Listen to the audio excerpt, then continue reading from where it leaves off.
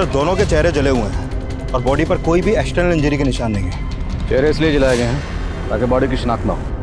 इन लोगों से पूछो, शायद किसी ने कुछ देखा हो। सर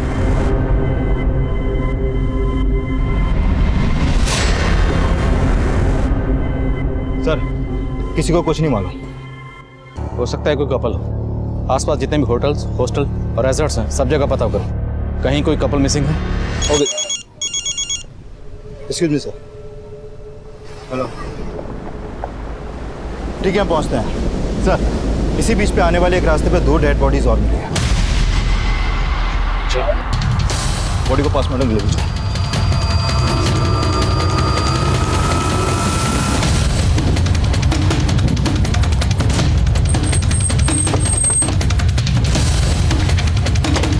पीछे हटाओ सबको, पीछे हटिए। वहाँ पे कपल की डेड बॉडी और यहाँ पे इस औरत और जवान लड़की की, लेकिन लड़की के जिस्म पे कपड़े नहीं, बाकी सबके थे, लेकिन चेहरे सबके जलाए गए। सर मॉडस ऑपरेंडी सेम है तो हो सकता है कि किलर भी एक ही हो, और शायद उस कपल और इस लड़की और इस औरत का आपस में कोई कनेक्शन हो। एक ही एरिया में 2 जगह पर 4 लाशें, हो सकता है किसी सीरियल किलर या गैंग का काम। रिद्धि बेटा, मैं अंजू की मम्मी बोल रही हूँ। Oh hi aunty. तूने अंजू के बारे में बताया नहीं? Oh I am so sorry aunty, वो एक्चुअली ना मैं भूल गई। वैसे अंजू अब तक आई नहीं और ना ही उसका फोन लग रहा है। बेटा तभी तो हमें उसकी फिक्र हो रही है। तुझे कुछ बताया? कहाँ गई थी वो?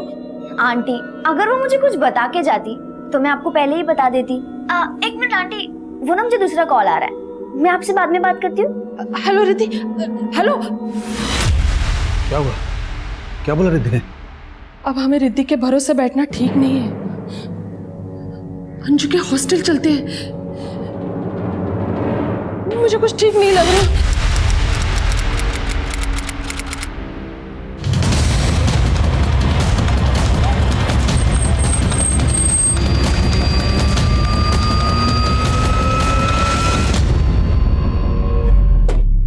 नमस्कार, आदाब। मैं inspector Adil Khan, crime petrol Dastak में आपका स्वागत करता हूं। 17 और 18 नवंबर 2015 कुनार गोवा में हमें 3 अलग अलग जगह पे 6 लाशें मिली थी। उस वक्त उन 6 में से हम किसी की भी शिनाख्त करने में कामयाब नहीं हो पाए थे। सभी विक्टिम्स के चेहरे जलाए गए थे। तो हम ये अंदाज़ा लगा रहे थे कि ये किसी सीरियल किलर या गैंग का काम हो सकता है, लेकिन हमारा ये अंदाज़ा कितना सही था या गलत, ये तब हम समझ नहीं पा रहे थे, क्योंकि इससे पहले उस एरिया में ऐसी कोई वारदात नहीं हुई थी। पर इन वारदातों का सिलसिला यहीं थमने वाला नहीं था। प्रणव, आंचल, चलो बेटा जल्दी जल्दी दूध पियो, फिर तुम लोग सुबह उठने में बहुत परेशान करते हो। Good boy. मैं देखता हूँ।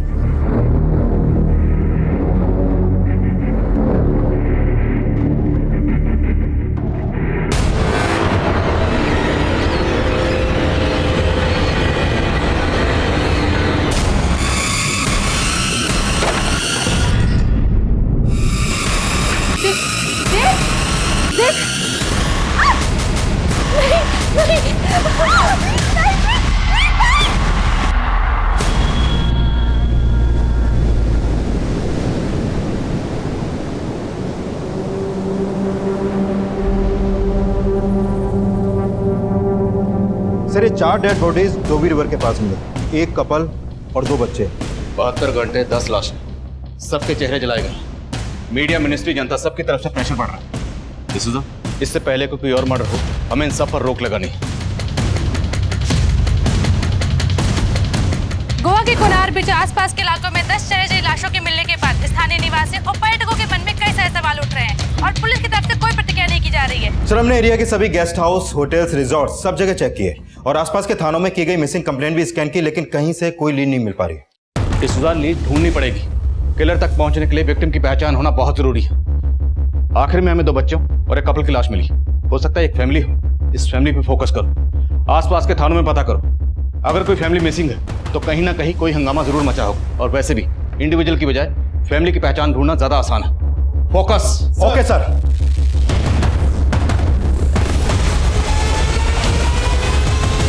साची वो जो सोच रहा है सोचने दो, तुम बस अपने काम पर फोकस करना, कोई टेंशन नहीं होगी।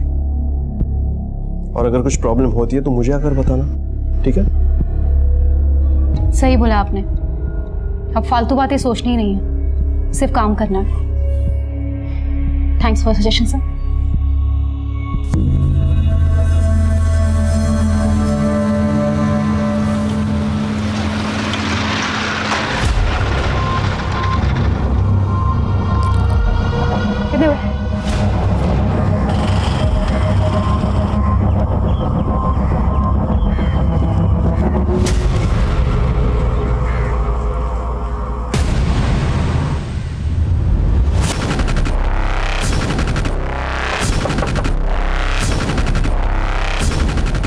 साची एक कांस्टेबल थी जो एक दूसरे एरिए संथार पुलिस स्टेशन में पीएसआई मोहिते के अंडर काम कर रही थी। सांची इस केस का वो अहम किरदार थी जिसका नाम इस केस में बहुत जल्दी उछलने वाला था। लेकिन उन 4 जगहों से मिली 10 लाशों में से अभी तक हम एक भी इंसान का नाम या पता मालूम नहीं कर पाए थे। इस लड़की के बारे में श्योर नहीं है क्योंकि इसकी बॉडी से डीएनए नहीं मिल पाया, क्योंकि इसकी लाश पानी में मिली थी तो हो सकता है डीएनए धुल गया हो।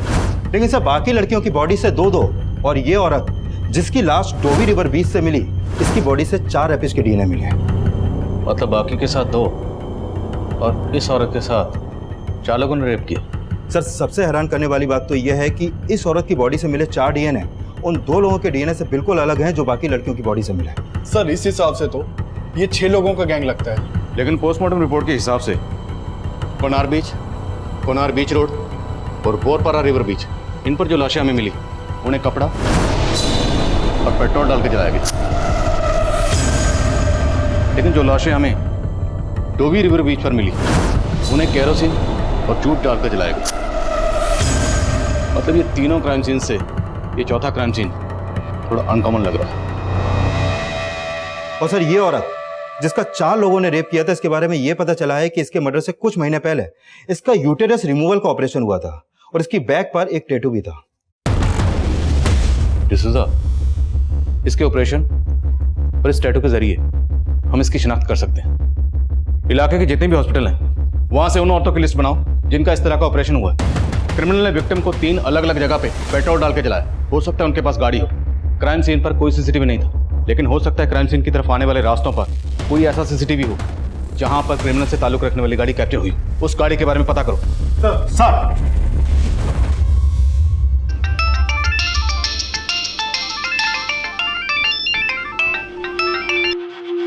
Yes sir. जी सर, बस निकल रही हूँ। Okay sir. साची अभी तो ड्यूटी से आई है, अब कहाँ जा रही है? इमरजेंसी है आई, मालूम है ना कितना लफड़ा चल रहा है, पर रात भर ड्यूटी पे रहना होगा। अरे आई ड्यूटी पे नहीं जा रही है, ये बोला तो था मैंने, लड़के का चक्कर है। कितनों से कितना हफ्ता वसूल करती होगी वो तो अंदाजा नहीं है, उसका हिसाब नहीं रखती होगी। बस भाऊ, दोबारा मेरे कैरेक्टर या मेरी ईमानदारी के ऊपर उंगली उठाई ना तो ठीक नहीं होगा। अरे साची खाना तो खा के जा। अपने बेटे को खिलाई, बेटी की तो वैसे भी सिर्फ पगार से मतलब है तुम्हें।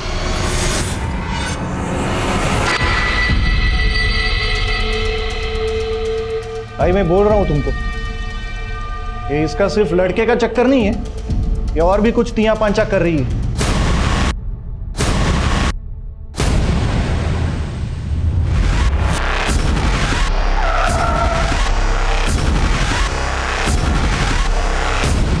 सर आसपास के हॉस्पिटल से यूटेरस रिमूवल ऑपरेशन के 15 केसेस के बारे में पता चला।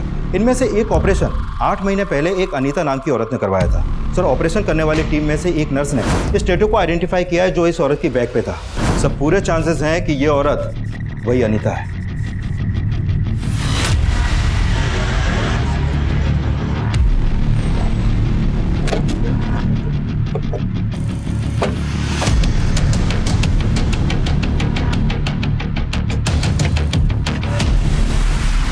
यहाँ पर 3 दिन से ताला लगा हुआ है सर। हम लोग खुद हैरान हैं कि वो लोग अचानक कहाँ चले गए।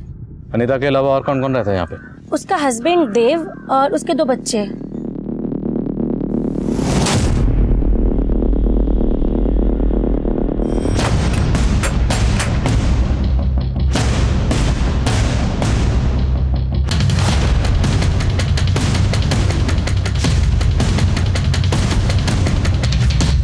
घर की हालत देख के लगता है कि फैमिली के साथ जो भी हुआ इसी घर में हुआ। बाकी जगह चेक करो। सर पाटिल ऊपर चेक करो।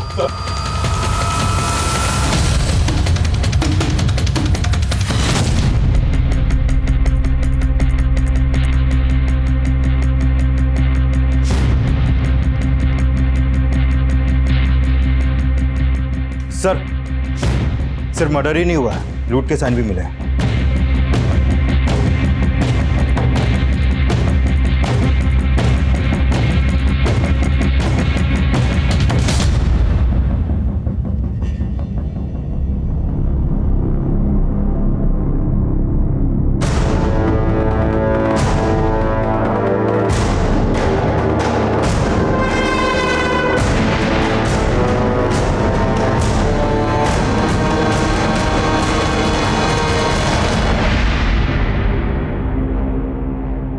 फैमिलीज की बॉडीज पर जूट की राख थी, तो हो सकता है उनकी लाशों को यहां से किसी बोरी में ले जाया गया हो।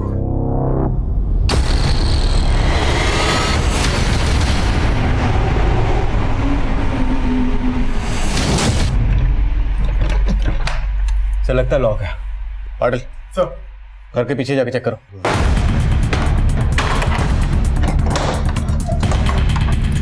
सर ये ताला लगा।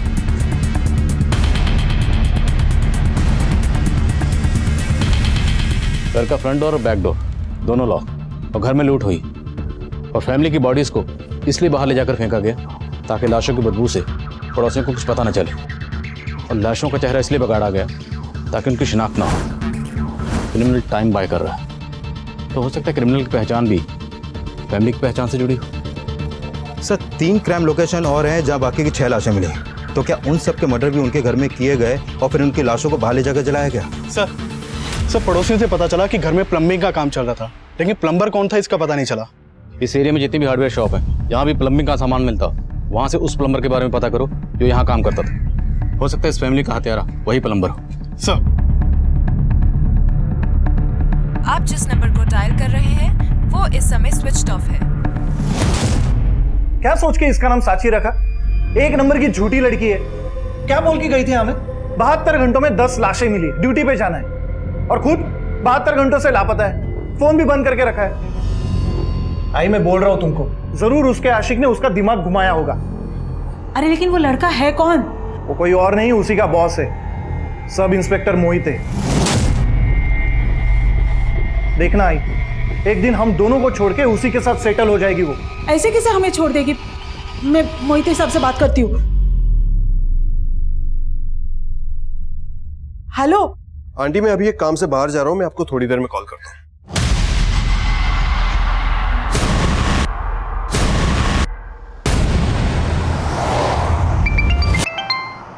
बोलो पाटिल।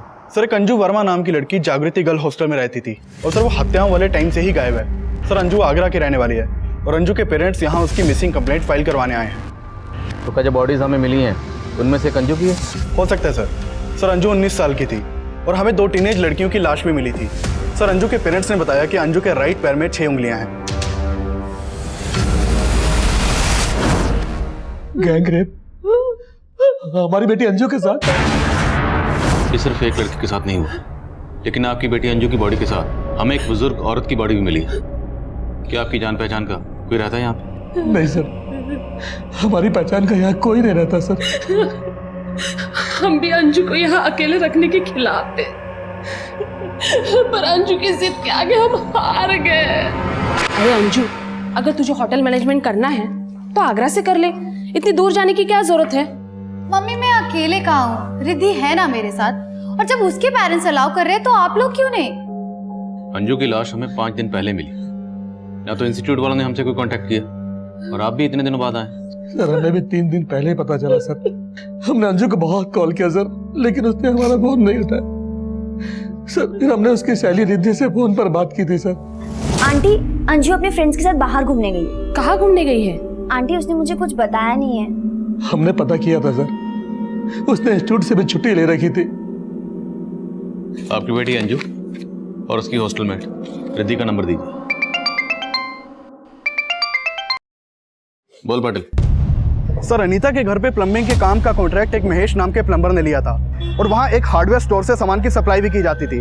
हार्डवेयर के मालिक ने बताया कि महेश के साथ 3 वर्कर भी काम करते हैं। ये प्लम्बर महेश और उसके तीनों वर्कर्स हैं कहाँ? सर महेश के साथ मेरी फोन पे बात हुई, उसने बताया कि वो अभी बाहर है। मैंने उसे थाने बुला लिया है। ओके। जिस इंस्टीट्यूट से अंजू होटल मैनेजमेंट का कोर्स कर रही थी वहां से उसकी हर डिटेल निकलवा। सर अरे आंटी आइए बैठिए। देखिए साहब, हम यहाँ बैठने नहीं आए, हमें बस इतना बता दीजिए साची वापस आएगी या नहीं आएगी। क्यों, तुम्हें क्या लग रहा है वो वापस नहीं आएगी? देखिए साहब, मेरा वो मतलब नहीं था। तुम्हारा क्या मतलब है, सब समझ रहा हूँ मैं। अरे साहब, गुस्सा काहे को हो रहे हो? मैं आपके आगे हाथ जोड़ती हूँ, जो भी है सच बता दो। सर मैंने सोचा नहीं था कि अंजू के साथ ये सब होगा। उसने बताया था कि वो घूमने गई है और मैंने उसके पेरेंट्स को भी यही बोला था।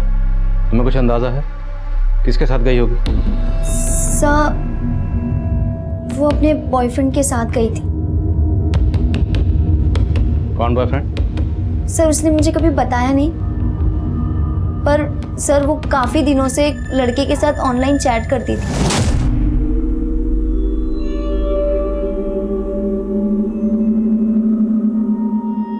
मुझे भी तुमसे मिलना है अमन। अरे बंद क्यों कर दिया? बताएगी नहीं ये अमन कौन है कोई तुझसे मतलब? वो अमन के साथ सिर्फ चैट ही नहीं बल्कि फोन पे भी बहुत बात करती थी। सर वो उसको डेट भी कर रही थी और उसके साथ रात रात भर बाहर भी घूमती थी और तो और आए दिन नए नए गिफ्ट्स भी लाती थी। तो अंजू के इस बॉयफ्रेंड के बारे में तुमने उसके पेरेंट्स को नहीं बताया? नहीं सर, मैं सोच रही थी कि अगर मैंने ये सब उसके पेरेंट्स को बोल दिया तो वो मुझसे और ज्यादा नाराज हो जाएगी। मैंने सच में नहीं सोचा था कि उसके साथ ये सब हो रहा था। अंजू का सामान कहाँ? सर ये अलमारी। और सर वो लॉक करके गई है। लॉक छोड़ो।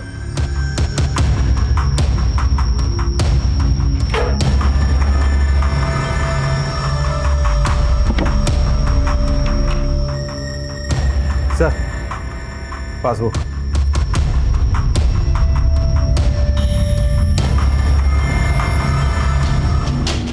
दस नवंबर को अकाउंट से 25,000 विड्रॉ हुए, 12 को विड्रॉ हुए 15,000, 15 को फिर 25,000 और 16 को 20,000।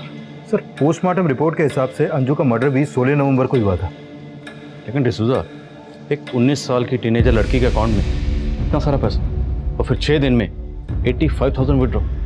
एक तरफ जहां इस केस में हम किसी गैंग या सीरियल किलर की थ्योरी बना रहे थे, वहीं अब तक आइडेंटिफाई हुए विक्टिम्स की बैकग्राउंड में जिन सस्पिशियस लोगों की जानकारी हमें मिली थी उनमें से एक था अनीता के घर में काम करने वाला प्लम्बर महेश और दूसरा अंजू के बॉयफ्रेंड अमन का नाम सामने आया था। क्राइम्स की मॉडस ऑपरेंडी सेम होने के बावजूद कई ऐसी चीज़ें सामने आ रही थी जो ये शक पैदा कर रही थी कि इन सभी विक्टिम्स को मारकर जलाने वालों का क्या आपस में कोई कनेक्शन है या कहानी कुछ और है।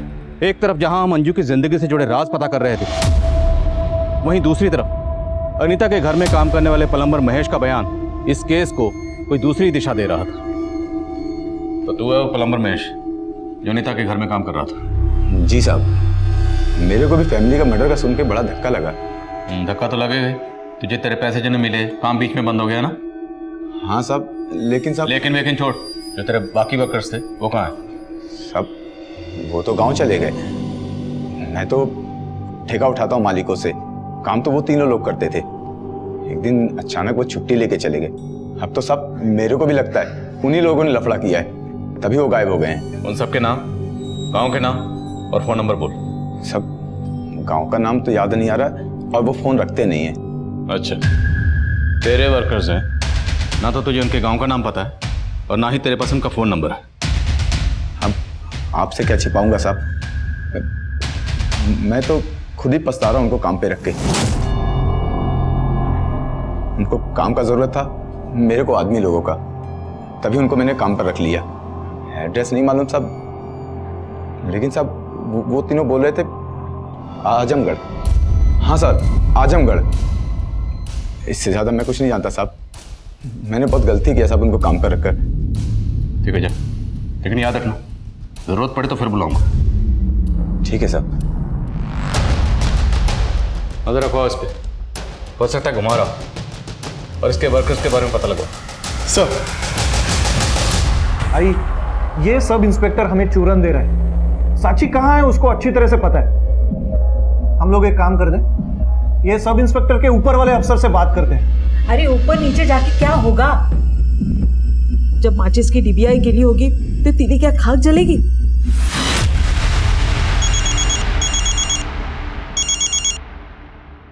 हेलो,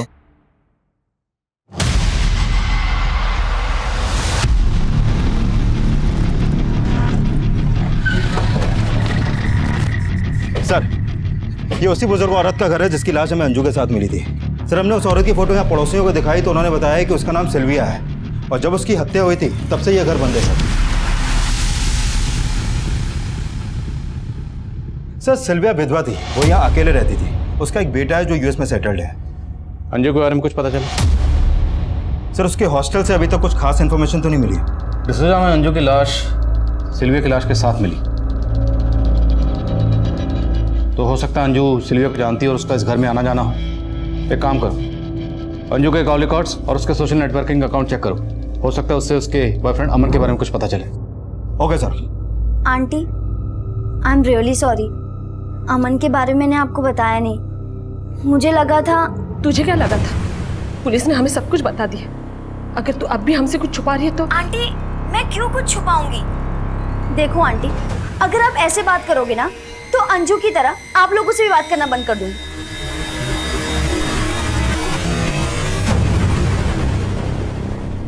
प्लम्बर महेश के बयान की बुनियाद पर हमने राजू, गिरीश और सखाराम, इन तीनों वर्कर्स को रिमांड पर लिया। तो ठेकेदार साहब, ये राजू, सखाराम और गिरीश ये तो तेरे लिए काम ही नहीं करते। नहीं साहब, वो गलती हो गई ना। कोई बात नहीं, तेरी गलती हम सुधार देते। तेरे लिए जो काम करते थे वो तो एल्विन, मोहसिन और बॉबी। याद आया? बोल, याद आया? उन तीनों को हमने उठा लिया, अब तेरी बारी है। 10 लाशें मिली हैं, और कितने लोगों को मारा है? हमने सिर्फ 4 को मारा है साहब, बाकी का मर्डर हमने नहीं किया साहब। हम लोगों के टारगेट पर बस वो फैमिली थी।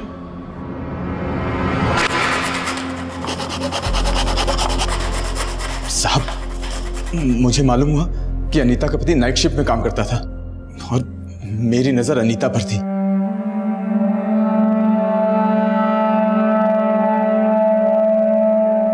इसलिए मैं अपने साथियों के साथ अनीता के घर पहुंचा।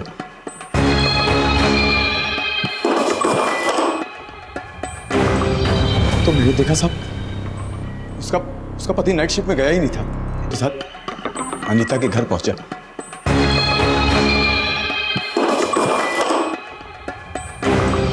तो मैंने देखा साहब, उसका पति नाइट शिफ्ट में गया ही नहीं था।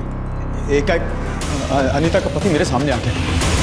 मैंने उसका गला घोट के मार दिया। मेरी नजर अनीता पर पड़ी।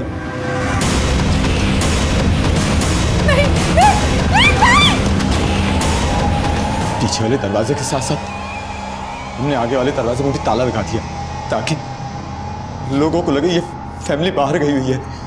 मैंने न्यूज़पेपर में पढ़ा था कि आप लोगों को 6 लाशें मिली हैं जिनके चेहरे चले हुए थे।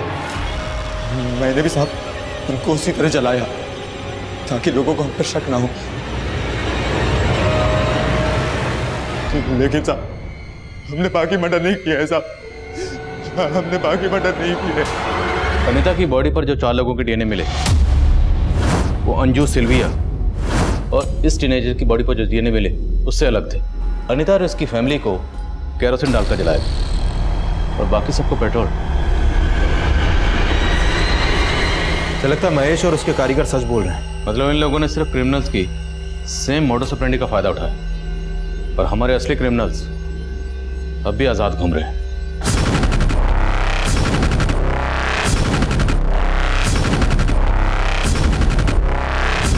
कहाँ जा रहे हो बच्चों?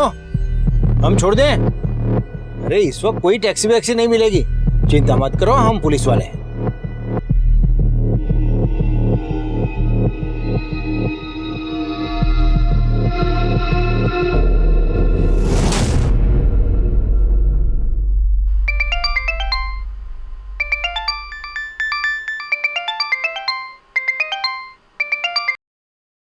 हाँ डिसूजा।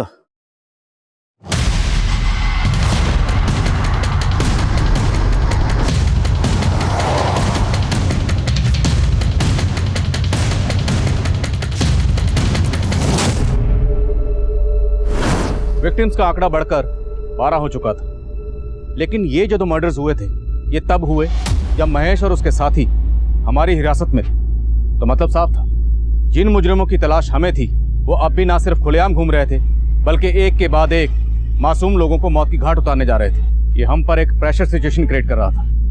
हम पर प्रेशर ये भी था कि उन 6 विक्टिम्स के अलावा हम बाकी किसी की शिनाख्त नहीं कर पा रहे थे। और अंजू से ताल्लुक रखने वाले जिस अमन की तलाश हम कर रहे थे, उस अमन से जुड़े राज हमें फिर से एक भूल-भुलैया में उलझा रहे थे। सर, हमने अंजू के कॉल रिकॉर्ड्स और सोशल मीडिया अकाउंट दोनों चेक किए।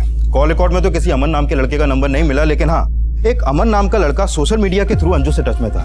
सर, ये अमन अंजू से एक इनक्रिप्टेड ऐप के थ्रू से चैट करता था, इसलिए इसका आईपी एड्रेस नहीं टच हो पाया। मतलब राधिका सही कह रही, कोई अमन था अंजू की जिंदगी में जिससे अंजू चैट करती थी। डिसूजा, हो सकता है ये अमन उसी गैंग का हिस्सा हो जिसने मर्डर्स की। इस अमन तक पहुंचने का कोई जरिया? सर, अंजू के नंबर पे माल रोड और मुंबई के 2 अलग-अलग पीसीओ से अक्सर कॉल होते थे। सर, मैंने अमन और अंजू की चैटिंग भी स्कैन की। सर, इस अमन ने मंजू को पिछले महीने 4 बार अलग-अलग गिफ्ट शॉप के एड्रेस भेजे थे, जहां पर वो अंजू के लिए सरप्राइज गिफ्ट छोड़ता था। डिसूजा, उन गिफ्ट शॉप पर चलते हैं और एक टीम पीसीओ पर भेजो।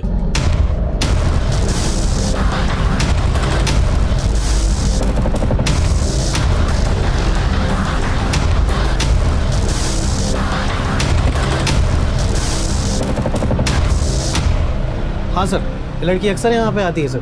हमारी एक कस्टमर इसके लिए सरप्राइज गिफ्ट परचेज करती है और ये इसे कलेक्ट करके ले जाती है यहाँ से। और ये कस्टमर कौन है? सर, वो एक लड़की है सर। क्या नाम? सर, नाम तो नहीं मालूम है सर। ये नहीं सर, ये वो नहीं है सर, वो कोई और है सर। उसकी उम्र कुछ 18-20 रही होगी सर, उससे ज़्यादा नहीं होगी सर। उस लड़की के जाने के करीब 3-4 घंटे बाद वो दूसरी लड़की आती थी और गिफ्ट लेके चली जाती थी। चेहरा तो याद होगा, स्केच बनवा सकते हो? जी बिल्कुल सर। Excuse me. हाँ डिसूजा। सर, मैं गिफ्ट शॉप पे आया तो पता चला कि एक टीनेजर लड़की यहाँ से अंजू के लिए गिफ्ट परचेज करके जाती थी। डिसूजा, जिस शॉप पे मैं आया हूँ यहाँ पे भी एक टीनेजर आती थी। सर, कुछ समझ में नहीं आ रहा है, इतनी छोटी लड़की का इतने बड़े कांड से क्या कनेक्शन हो सकता है? सब समझ में आ जाएगा डिसूजा। एक बार ये पता चल जाए कि लड़की सेम है या अलग अलग है। बाकी दुकानों पे पता करो। Okay sir. आप जिस नंबर को डायल कर रहे हैं वो इस समय स्विच्ड ऑफ है। कहाँ गया था कल रात से? कल रात से तेरे लिए परेशान हूँ और फोन भी बंद करके रखा हुआ है। तुम्हें क्या लगा तुम्हारी साची की तरह मैं भी गायब हो गया? सोच तो यही रही थी। तेरे होने ना होने से कुछ फर्क तो पड़ता है नहीं। तूने भी कुछ कम दुख नहीं दिए। तेरी वजह से मेरी वजह से कुछ नहीं हुआ है। ये सब वो सब इंस्पेक्टर मोहिते का किया धराया है। उसे तो हम कुछ बोल नहीं सकते। जरा आवाज उठाई तो झूठी केस में अंदर डाल देगा।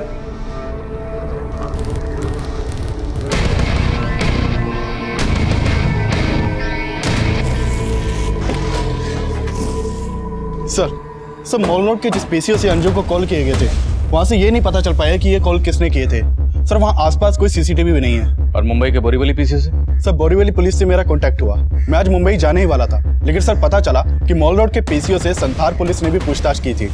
संथार पुलिस?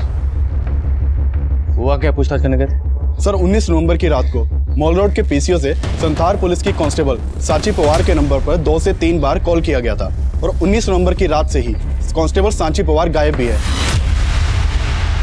सर, साची 2 नंबर्स यूज करती है। उसका एक नंबर गोमांतक में बंद हुआ था और 19 नवंबर की रात को उसका दूसरा नंबर बोरपारा रिवर रोड पर हुआ था। और हमने इन दोनों जगहों पर पूछताछ करने की कोशिश की, लेकिन कोई लीड नहीं मिली।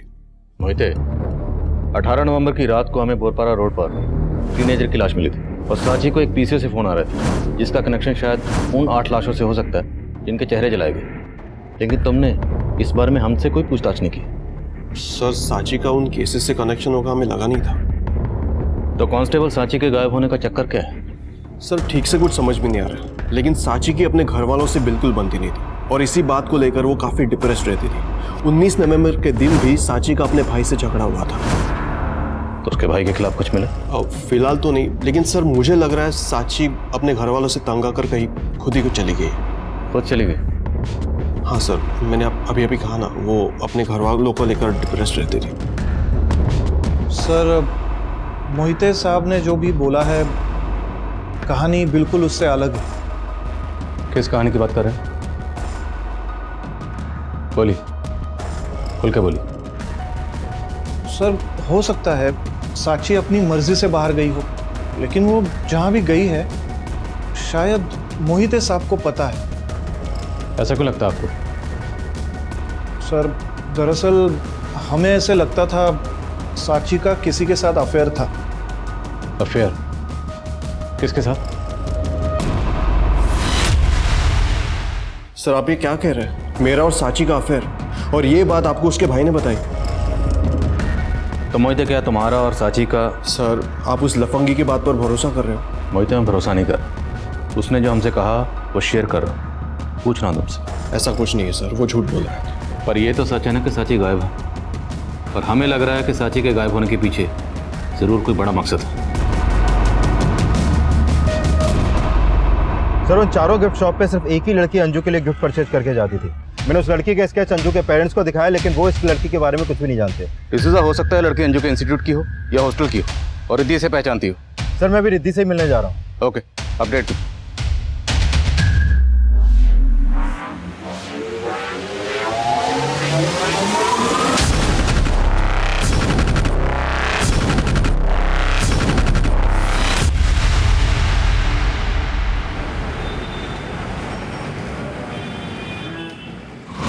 ये फोटो देखिए। इस लड़की को तो मैंने कभी भी यहाँ पे नहीं देखा। आपके यहाँ पीसीओ से एक लड़की को लगातार कॉल किए जाते थे, मोस्टली वीकेंड्स पे। सर वीकेंड में एक लड़का घंटों घंटों कई कॉल्स करता था। कौन लड़का?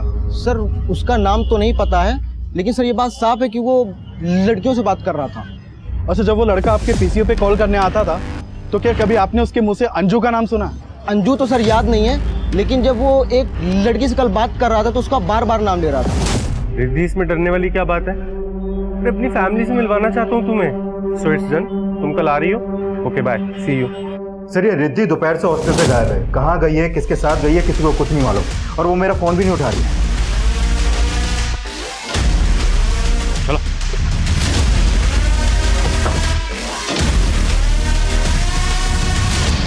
हेलो, कहाँ हो तुम? मैं आ गई जहाँ तुमने बुलाया था। ओके। दिस इज मुंबई के पीसी से रिद्धि को फोन किए जा रहे हैं। शायद अंजू की तरह रिद्धि को भी टारगेट किया जा रहा है। तुरंत रिद्धि के फोन की लास्ट लोकेशन ट्रैक करो। Okay sir.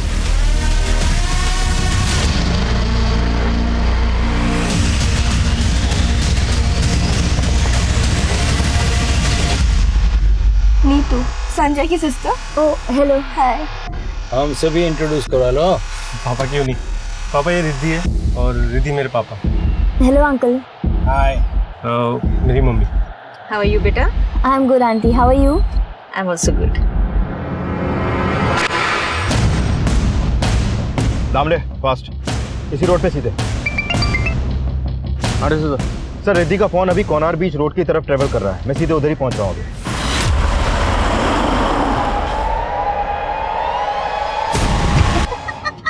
ये क्या किया तुमने?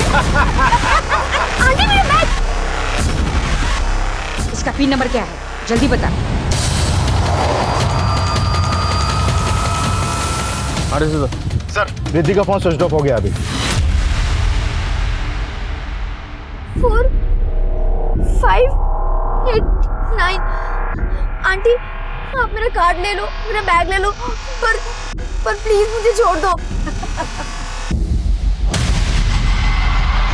माय गॉड, पुलिस हमारे पीछे पड़ी है।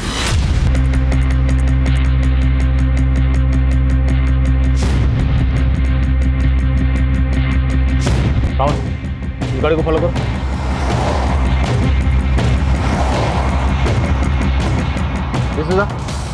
हमें गाड़ी मिल गई, हम उसका पीछा कर रहे हैं। तुम एक काम करो, आगे आके गाड़ी को ब्लॉक करो। Right sir, down fast.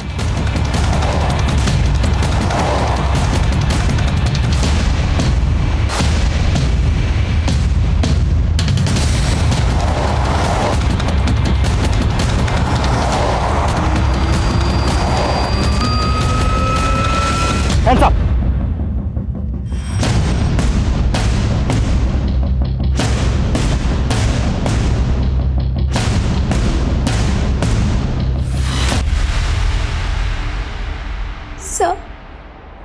मैं अंजू से हमेशा जलती थी। उसका बॉयफ्रेंड था और मेरा नहीं। तभी संजय ने मुझे फ्रेंड रिक्वेस्ट भेजा और मैंने जिस संजय ने तुम्हें फ्रेंड रिक्वेस्ट भेजी थी वही संजय अमन बनकर अंजू से भी बात कर रहा था। क्या? मैंने और मेरी वाइफ मंगला ने गोवा में बुटीक शुरू किया था, लेकिन सर वो बुटीक नहीं चला, हम लॉस में आ गए। ये संजय भी हमारे यहाँ काम करता था, ये भी कड़का हो गया। इसलिए हम सबने मिलके लोगों को ट्रैप करना और उनके पैसे लूटने का प्लान बनाया।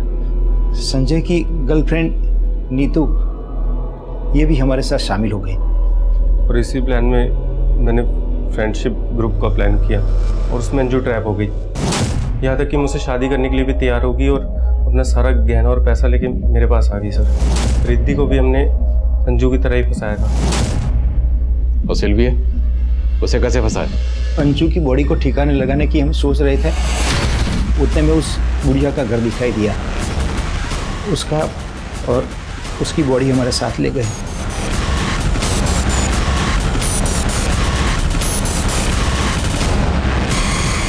उसको मारने के बाद हम कोनार बीच पे पार्टी बनाने गए साहब, और वहीं हमको वो कपल दिखाई दिया। बेटा यहाँ पे नारियल पानी कहाँ मिलेगा? और वो टीनेजर लड़का लड़की उनको भी ऐसे फंसाया?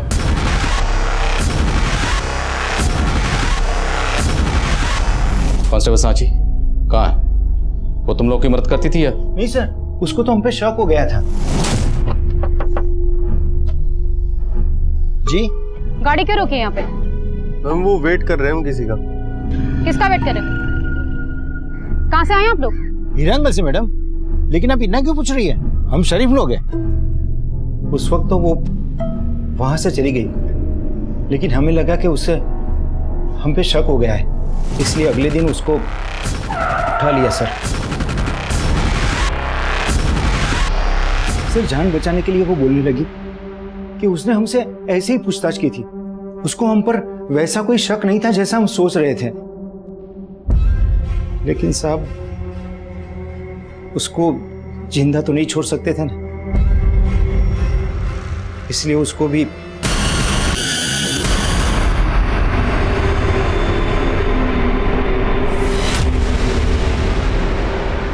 सांची की बॉडी कहाँ है? वो पुलिस वाली थी सर, उसकी बॉडी मिलती तो लफड़ा हो सकता था, इसलिए सर उसकी बॉडी को हमने गाड़ दिया। और आप लोगों को भटकाने के लिए हमने पीसीओ से उसके नंबर पर फोन किया ताकि आप लोगों को ऐसा लगे कि ये सब में उसी का हाथ है। इसके अलावा कितने लोगों को मारा और रेप किया है? नहीं साहब, हम सच बोल रहे हैं। इसके अलावा हमने किसी के साथ कुछ भी नहीं किया। लेकिन अब तुम लोग देखना कि हम तुम्हारे साथ क्या करते हैं।